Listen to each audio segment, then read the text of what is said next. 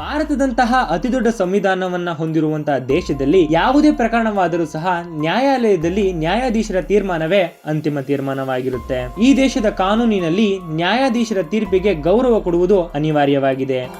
ನಮಗೆಲ್ಲ ತಿಳಿದಿರೋ ಹಾಗೆ ದೇಶದಲ್ಲೇ ಅತ್ಯಂತ ದೊಡ್ಡ ಮಟ್ಟಿನ ವ್ಯಾಪಕ ಆಕ್ರೋಶವನ್ನ ಸೃಷ್ಟಿ ಮಾಡಿದ್ದಂತಹ ಕೋಲ್ಕತಾದ ಆರ್ಜಿಕರ್ ಕಾಲೇಜಿನಲ್ಲಿ ನಡೆದಂತ ಟ್ರೈನಿ ವೈದ್ಯೆಯ ರೇಪ್ ಅಂಡ್ ಮರ್ಡರ್ ಕೇಸ್. ಈ ಕೇಸ್ ನ ವಿಚಾರಣೆಯನ್ನ ನಡೆಸಿದಂತಹ ಪಶ್ಚಿಮ ಬಂಗಾಳದ ಹೈಕೋರ್ಟ್ ಇದೊಂದು ಸಾಮಾನ್ಯ ಪ್ರಕರಣವೆಂದು ಪರಿಗಣಿಸಿ ಆರೋಪಿಯಾದಂತಹ ಸಂಜಯ್ ರಾವ್ಗೆ ಶಿಕ್ಷೆಯ ಪ್ರಮಾಣವನ್ನ ಘೋಷಣೆ ಮಾಡಿದೆ.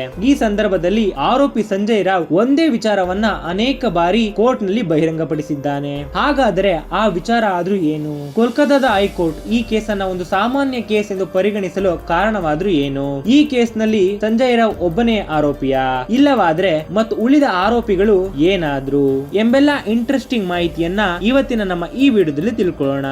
ಅದಕ್ಕೂ ಮುಂಚೆ ನೀವಿನ್ನು ನಮ್ಮ ಚಾನೆಲ್ ನ ಸಬ್ಸ್ಕ್ರೈಬ್ ಆಗಿಲ್ಲ ಅಂದ್ರೆ ಸಬ್ಸ್ಕ್ರೈಬ್ ಆಗಿ ಮತ್ತು ಪಕ್ಕದಲ್ಲೇ ಇರುವಂತಹ ಬೆಲ್ ಐಕನ್ ಕೂಡ ಕ್ಲಿಕ್ ಮಾಡಿ.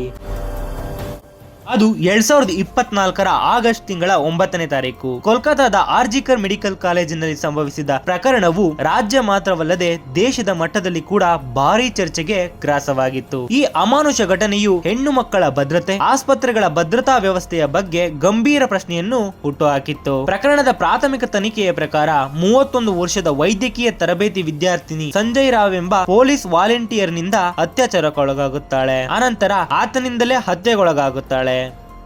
ಈ ಕೇಸ್ನ ಸಂಬಂಧ ಆರೋಪಿ ಸಂಜಯ್ ರಾಯ್ನ್ನು ಕೋಲ್ಕತಾದ ಪೊಲೀಸರು ಬಂಧಿಸಿದ್ದರಾದರೂ ಜನರ ಆಕ್ರೋಶ ಮಾತ್ರ ಕಡಿಮೆಯಾಗಿರಲಿಲ್ಲ. ಇದೀಗ ಈ ಪ್ರಕರಣದ ತನಿಖೆ ಪೂರ್ಣಗೊಂಡಿದ್ದು ಆರೋಪಿ ಸಂಜಯ್ ರಾಯ್ಗೆ ಪಶ್ಚಿಮ ಬಂಗಾಳದ ಹೈಕೋರ್ಟ್ ಜೀವಾವಧಿ ಶಿಕ್ಷೆಯ ಜೊತೆಗೆ 50,000 ರೂಪಾಯಿ ದಂಡವನ್ನ ವಿಧಿಸಿದೆ. ಟ್ರೈನಿ ವೈದ್ಯ ರೇಪ್ ಅಂಡ್ ಮರ್ಡರ್ ಕೇಸ್ ನಲ್ಲಿ ಆರೋಪಿಯಾಗಿದ್ದಂತಹ ಸಂಜಯ್ ರಾವ್ಗೆ ಪಶ್ಚಿಮ ಬಂಗಾಳದ ಹೈಕೋರ್ಟ್ ಜೀವಾವಧಿ ಶಿಕ್ಷೆಯನ್ನ ವಿಧಿಸಿದ ಕೂಡಲೇ ಆರೋಪಿಯಾದ ಸಂಜಯ್ ರಾಯ್ ಕೋರ್ಟ್ ನಲ್ಲಿಯೇ ತಾನು ಯಾವುದೇ ತಪ್ಪು ಮಾಡಿರದಾಗಿ ಹೇಳುತ್ತಾನೆ. ಮತ್ತೆ ಸಂಜಯ್ ರಾಯ್ ಈ ಪ್ರಕರಣದಲ್ಲಿ ಡಿಸಿಯ ಕೈವಾಡ ಇರುವುದಾಗಿ ಕೂಡ ತಿಳಿಸುತ್ತಾನೆ. ಈ ಪ್ರಕರಣದ ಆರಂಭದಿಂದಲೂ ಕೂಡ ಸಂಜಯ್ ರಾವ್ ಈ ಪ್ರಕರಣದಲ್ಲಿ ಡಿಸಿಯ ಕೈವಾಡವಿದೆ ಎಂದು ತಿಳಿಸುತ್ತಿದ್ದರಾದರೂ ಇದಕ್ಕೆ ಯಾವುದೇ ಪುರಾವೆಗಳು ಸಿಗದ ಕಾರಣ ಇದನ್ನು ಸುಳ್ಳು ಎಂದು ಪೊಲೀಸರು ರುಜುವಾತು ಮಾಡಿದ್ದಾರೆ. ಹಾಗಾಗಿ ಕೋರ್ಟ್ ಕೂಡ ಈ ಆರೋಪಕ್ಕೆ ಉರುಳಿಲ್ಲ ಎಂದು ಭಾವಿಸಿದೆ.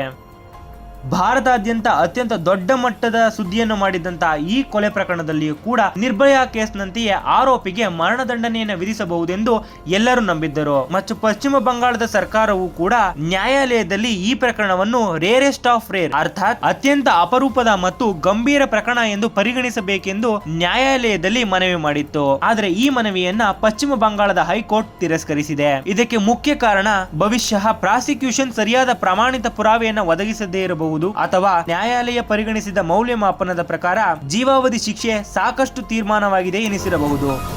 ಈ ಪ್ರಕರಣದ ಪ್ರಾರಂಭದಲ್ಲಿ ಪರೀಕ್ಷಿಸಿದ ವೈದ್ಯರು ಮತ್ತು ಫಾರೆನ್ಸಿಕ್ ತಜ್ಞರು ಈ ಪ್ರಕರಣದಲ್ಲಿ 6 ರಿಂದ 7 ಜನ ಭಾಗಿಯಾಗಿರಬಹುದೆಂದು ತಮ್ಮ ಅಭಿಪ್ರಾಯವನ್ನ ವ್ಯಕ್ತಪಡಿಸಿದ್ದರು. ಸದ್ಯ ಸಂಜಯ್ ರಾವ್ಗೆ ಶಿಕ್ಷೆಯನ್ನ ವಿಧಿಸಲಾಗಿದೆ ಮತ್ತು ಉಳಿದವರ ಬಗ್ಗೆ ಮುಂದಿನ ಹಂತದ ತನಿಖೆಯಲ್ಲಿ ತಿಳಿಯಬೇಕಿದೆ. ಇದಿಷ್ಟು ಇವತ್ತಿನ ಮಾಹಿತಿಯಾಗಿತ್ತು. ಈ ವಿಡಿಯೋದ ಬಗ್ಗೆ ನಿಮ್ಮ ಅನಿಸಿಕೆ ಮತ್ತು ಅಭಿಪ್ರಾಯಗಳನ್ನ ಕಮೆಂಟ್ ನಲ್ಲಿ ತಿಳಿಸಿ ಹಾಗೂ ನಮ್ಮ ಚಾನೆಲ್ ನ ಸಬ್ಸ್ಕ್ರೈಬ್ ಮಾಡ್ಕೊಳ್ಳಿ. ಈ ವಿಡಿಯೋನ ನಿಮ್ಮ ಫ್ರೆಂಡ್ಸ್ ಮತ್ತು ಫ್ಯಾಮಿಲಿಗೆ ಶೇರ್ ಮಾಡಿ.